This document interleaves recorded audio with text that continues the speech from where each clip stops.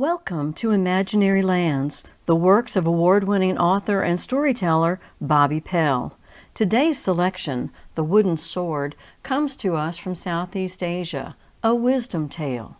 Listen to this story about how a worrisome king discovered wisdom in the heart of a simple cobbler. Today's storytelling selection is a wisdom tale from Southeast Asia. In this story, there is a repeated line. Let me share it with you first. Place your elbow in the palm of your hand and make a D with your fingers. And the line goes like this. Day by day, and put your pinky out, I, make a straight palm, have faith. All will be well. There we go. One more time. Day by day, I have faith. All will be well. Here we go. Once there was a king. He was a really good king, and everyone in the kingdom adored him. He lived in a castle that was high upon a hill overlooking the village below. It was a sprawling farming village with lots of hills and furrows and orchards and vegetable gardens, and there was plenty of food for everyone, and the people seemed very happy. However, the king had one tragic flaw. He worried too much. In fact, he worried so much that he had furrows in his brow that were deeper than the ones created by the plows tilling the fields. So he asked his counselors one day, "Tell me, do my people worry as much as I?" Well, the counselors made suggestions and they queried each other about it, but none had a definitive answer. The king went to bed that night very unsatisfied. I came up with a plan, he said to himself. I think I will disguise myself and go amongst the villagers tomorrow. I will ask them myself. And so he did. The next day, he left his royal clothing behind. He took the servants' stairs down through the kitchen. He grabbed some servant clothing. He got some grease and dirt off some of the old pots and pans and smudged his face up so he looked like he was a weary-worn traveler. He went out the back door of the castle and went down into the village. He spent the day there, wandering around shop to shop. There was a lovely well in the very center of the village, and all of the stores surrounding it were quite busy throughout the day. He chatted with this person, chatted with another, welcoming them all, saying, "Hello, yes, I am a traveler," and then went on to ask them about their day. However, by the end of the day, he didn't feel that he really had an answer to his question. So as he was leaving, a little disgruntled, there was one house, a very small home with an open window, and in it he saw a planked table with 2 wooden chairs and a candle for light, and on it there also was a single loaf of bread and a pitcher. Well, he wondered, I haven't asked anyone directly. Let me just do this one more time. So he knocked upon the door. And as he did, a young man came out. "Hello, I don't believe I know you," said the young man. No, I am a traveler in these parts, and I am a bit weary and, to be honest, a bit hungry. I wonder, could you share a simple meal with me this night?" The young man said, "Yes, absolutely." And the beggar king said, "Thank you kindly. I've heard so much of the hospitality in this region, and now I'm here to experience it for myself." So the king came in, sat down. The man began to slice the bread and pour the water. And so then the king said, "So tell me, what is it that you do for work?" And the young man beamed, "Why, I am a cobbler. I make shoes." "Shoes," said the king. "They must be very fine." "Oh, no, actually," said the cobbler, "I don't make new ones. I only repair the old ones. I help people out when they need an extra pair, but it needs a little mending. That's my job, to mend things." "Well," said the king, "that sounds all good, and I see that you have enough for yourself with no family about." And the young man said, "Yes, that fortune has not yet come to me, but I do make enough for myself." But the king bent forward and he said, "But tell me, what if tomorrow you have no customers and no money by the end of the day, not even to buy a loaf of bread or to have enough water from the well so that it's fresh? Won't you be worried?" And the young man said, "No, because day by day I have faith. All will be well." "Really?" answered the king. "Yes," said the young man. "But I see, my friend, that you perhaps are a worrier, for there are such lines across your forehead. I believe it is from a pattern long with you." "Indeed," said the beggar king, "I do. However, I appreciate what you've shared with me this night, the meal and yourself. Thank you again." And so he left the table, went out of the house, and went out of the village back to his castle. And that night, after he'd cleaned himself up and was lying in his royal chambers, he thought to himself, "Well, faith is all fine and good when it seems everything is going along swimmingly. However, when things are tested, faith itself may not prove itself to be such a companion. Let's see." So the king devised a plan, and the next morning, when the cobbler woke up and went to work, he discovered there a messenger at the well. "The king has written an edict," he cried, and all the villagers clustered nearby to see what the edict might be.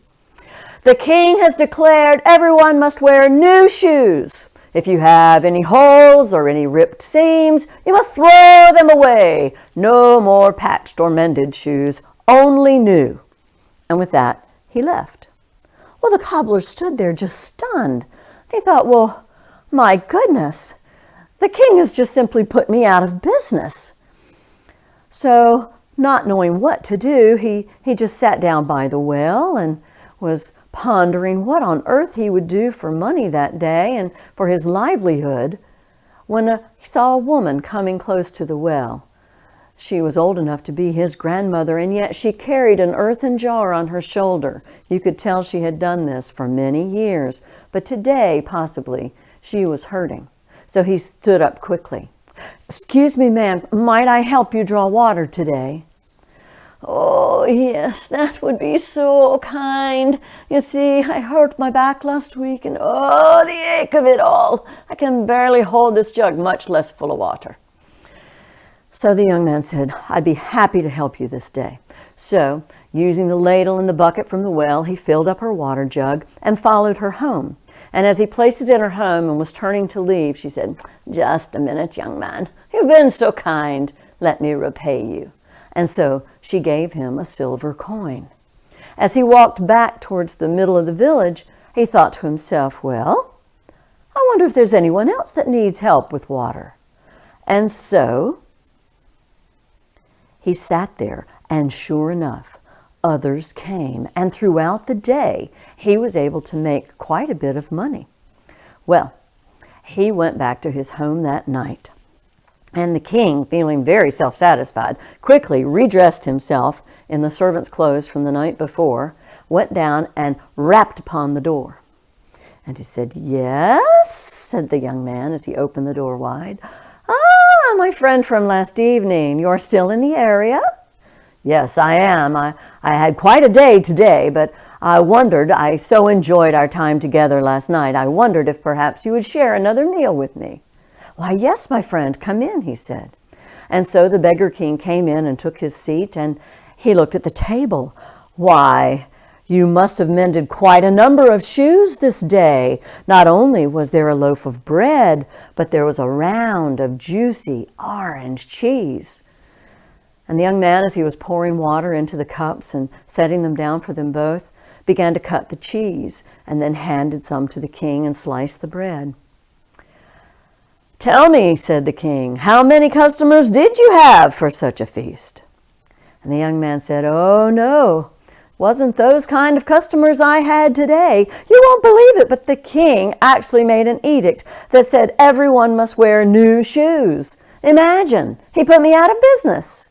But as I sat there by the well, I discovered a woman who needed help carrying the water that she needed that day, and so I carried it for her and discovered there were others who needed my help. And so throughout the day, I was able to provide for them, and now I can provide for us."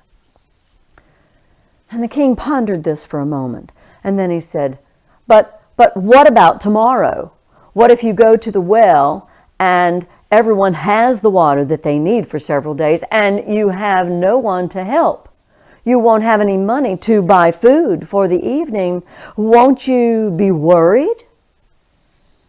And the young man just smiled and said, no, because day by day I have faith. All will be well. Really, said the beggar king. Well, I wish you well, he said, and he took his leave. That night, the king thought, I will not be bested by a simple peasant man. Tomorrow, this will end. And so the next day, the young man went to the well, and he decided, since the edict still stood about cobblers, that he would try to help people with water. Well, suddenly the messenger arrived. A new edict from the king, he said. Everyone must carry their own water. And with that, he left. Well, the young man sat there again, wondering, the king has just put me out of business again. I cannot believe this. And while he pondered what to do, he saw a lumberjack coming towards him. He had a heavy load of wood, way too much for one man to take, this woodcutter. And so the young man asked him, he said, do you need some assistance this day? And the woodcutter said to him, oh, friend, if you could help me out. I took on way too many orders for this day. I chopped the wood the other day, but now I need to deliver it to all the homes. Please help me, and I'll make it worth your while by the end of the day. All right, then, said the young man, I'd be glad to help. And so he did. And they worked throughout the day. And at the end, the woodcutter paid him.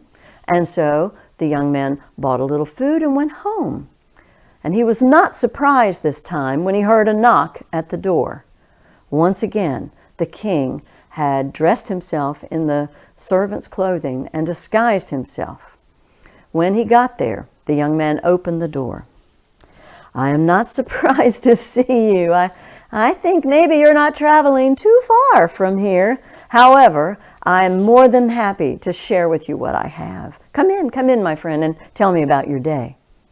And so the king came in thinking that there would be nothing upon the table.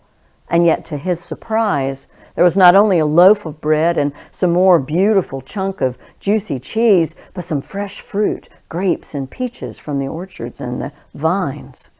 And then, as the young man was pouring the water, he said to him, how could you afford such a feast? You must have carried a great deal of water this day. And the young man said, oh, no. The king did it again. He said, everyone must carry their own water. Well, what happened then, said the king. How did you earn enough to make this feast tonight? He said, well, you won't believe it, but there was a woodcutter that had need of me this day, and so I helped him deliver wood to all the homes. And he paid me at the end of the day. I see. But what about tomorrow? Maybe if by working with him today, you have enabled him to help everyone for the rest of the week. You won't have enough work, which means you may not have food. Won't you be worried? And the young man said, no, because day by day I have faith. All will be well. The king said, I have never met such a man of faith as yourself, and I see that it does seem to pan out for you. I am happy for you, my friend. I am. And with that, the king left. Well, that night he went to bed.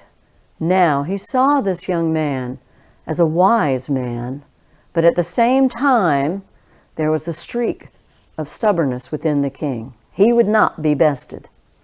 The next morning, he took care of everything. When the young man went to the well to meet the woodcutter, as they had agreed, they both sat there planning the day when the messenger arrived once more. A new edict from the king. All woodcutters, strong, able-bodied men, must now report to the castle for guard duty. And so, with that pronouncement, the two men followed the messenger up to the castle. They stood at their guard all day long. They'd been given a scabbard and a sword of steel, and they stood guard all day. At the end of the day, the young cobbler man went up to the sergeant. "Excuse me, I'd like my day's wages, please." "Wages," said the sergeant. "You must be new. We don't get paid for another 2 weeks. Come back tomorrow and just work as well as you did today. I'm sure you'll do fine, son." Well, the cobbler went home wondering what was he going to do. But then an idea came to him, and he made one stop on the way home. Soon he also stopped off at 1 or 2 other places, and by the time he got home, the sun was clearly setting. However, the knock upon the door came for the last time. He opened the door and ushered in this man he had spent so many evenings now with. "My friend, I have something special for you this night. Come in, come in. It's gotten a bit chilly, and so I've built up the fire." And as the beggar king came in and took his seat, he noticed that there were wood shavings near the fireplace and wondered what had happened there. But as they sat down, he was absolutely amazed. For once again, there was a fresh loaf of bread, another round of beautiful juicy cheese, some grapes and peaches, and instead of water coming out of that vessel, there was now red wine. And the two feasted.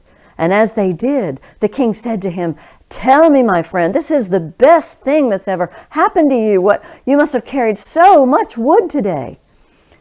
And the young man said, "No, actually, the king made another edict. All woodcutters had to go to the castle, guard duty. And so my friend and I did." "Well, then, you must have done a good job," said the king, "because I see you had money to buy all this food." And the young man said, "No, actually not. They don't pay for another week or 2. "So then how did you afford all of this?" And the young man smiled and said, "Let me show you." And he went over by the fireplace and he picked up a long replica of the sword that he'd been given that day. However, this one was made of wood. "See, I went by the silversmiths and I traded the steel, and I came home and I made this lovely wooden sword. Now I stick it in the scabbard up here in the hilt and put it down inside, and you could never tell that the other one wasn't there. So all is fine." The king said, "Why, you've stolen from the monarch. You've stolen his steel. Don't you know that they will cut your hands or even your head if they discover that you're such a thief? Won't you be worried?" And the man said, "No, because day by day I have faith. All will be well." "Well, best of luck to you, my son." And the king left. The next day, the woodcutter and his friend went back up to the castle, and there they were standing guard duty. And as it happened, there was a thief, a well-renowned one, whose hand had been threatened, but now it was his head that was to be taken. The chopping block was present with its little notch where the neck should go, and the king arrived and began inspecting the guard. He was dressed in his royal robes, and he said, "Today I shall choose the swordsman to take this thief's life. You know, and he pointed to the cobbler, "I believe this fellow here. Come around here." And so he stood beside the king. And he said, "Now, take this man's head." Well, the cobbler, trying to do some quick thinking, suddenly smiled to himself. He raised his hand, swearing aloud with the other hand ready to draw the sword. "If this man be innocent, may my sword be turned to wood." And with that proclamation, cha-ching, he pulls out the sword, and everyone sees that the sword is wooden, and they all gasp in amazement. And while they were so distracted, the thief ran away. And the king stood there. He could not believe it. How brilliant, how absolutely brilliant. He looked at the young man and he said, "My friend, do you not know me?" And the cobbler said, "Yes, you are my king, you are my liege." He goes, "Look closer." And so the young man did. And when he saw those furrows in the king's brow, he said, Why, you are the man I've had dinner with these past evenings. You were disguised, I see now, but why would you do that?" And the king smiled and said, "I've been looking for someone like you. I do worry too much, and I see now that there is more to life than worries. There is a life of faith to be lived, and I would now like you to come and be my chief counselor at hand. You may still live in the village with your friends, but be sure to come up each day and be here and share your wise counsel with me." And the man smiled and took the job. And sure enough, as the king began to worry less, he discovered that peace settled into the veins of all of the villagers, and that the whole town came to be known as quite a peaceful and happy place. So that when a villager came in and they would say this or that, "Oh, the sky looks black," or "Are your crops, what if they fail? Won't you be worried?" And everyone simply replied, "No, because day by day I have faith. All will be well." Thank you.